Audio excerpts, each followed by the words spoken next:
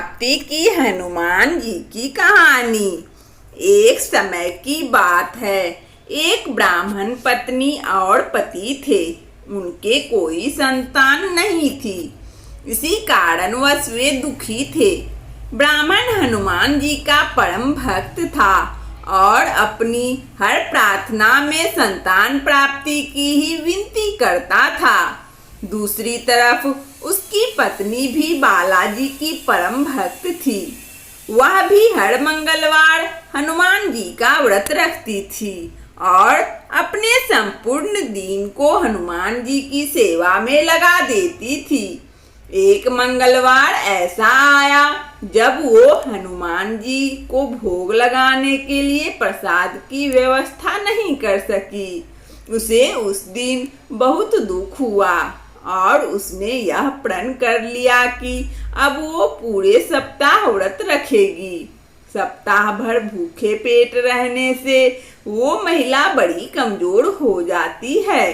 भगवान श्री हनुमान जी अपने इस भक्त को यह त्याग देख रहे थे। अब उनसे भी रहा ना गया और उन्होंने उस महिला को बालक के रूप में दर्शन दिए। महिला उस बालक के चरणों में गिर गई।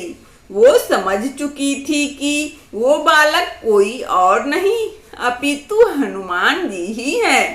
बालक हनुमान ने उन्हें आशीष रूप में एक पुत्र दिया, जिसका नाम उस महिला ने मंगल रखा। उसके बाद हनुमान जी अदृश्य हो गए। शाम को जब ब्राह्मण घर आया तब उसने देखा कि उनके घर के आंगन में कोई बालक खेल रहा है। ब्राह्मण पत्नी ने अपनी आप बीती और हनुमान जी की कृपा के बारे में ब्राह्मण को बताया, परंतु उसके पति को उस पर तनिक विश्वास नहीं हुआ। वो उस बच्चे से नफरत करने लगा और मन ही मन उसे मारने की योजना बनाने लगा। एक दिन उसने देखा कि मंगल कुआं पर पानी खींचने जा रहा था।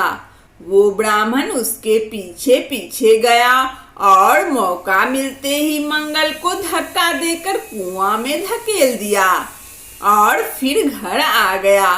लेकिन अब उसको खुद से नफरत होने लगी कि उसने एक बालक को मौत के मुंह में छोड़ दिया। उसे खुद से इतनी ग्लानि हुई कि वो अपनी पत्नी के सामने भी नहीं आ सकता था। इसी कारण उनसे घर छोड़ने का निर्णय ले लिया। तभी मंगल उसके सामने आ गया। ब्राह्मण को अपनी आंखों पर यकीन नहीं हो पा रहा था। रात्रि में हनुमान जी ने बालक को सपने में दर्शन दिए और बोले कि अपनी पत्नी की बात पर यकीन करो, वो सत्य ही बोल रही है।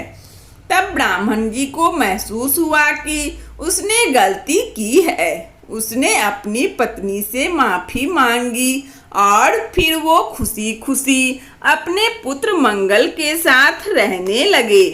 इस तरह हनुमान जी ने जैसे इस ब्राह्मण जोड़े को अपना आशीष दिया, वैसे ही सभी भक्तों पर अपना आशीष रखते हैं। इस कहानी को सुनने के लिए आप सभी श्रोताओं को बहुत बहुत धन्यवाद। यदि हमारा कहानी अच्छा लगा हो तो कृपया लाइक और सब्सक्राइब अवश्य करें और कमेंट में जय बजरंगबली अवश्य लिखें। धन्यवाद।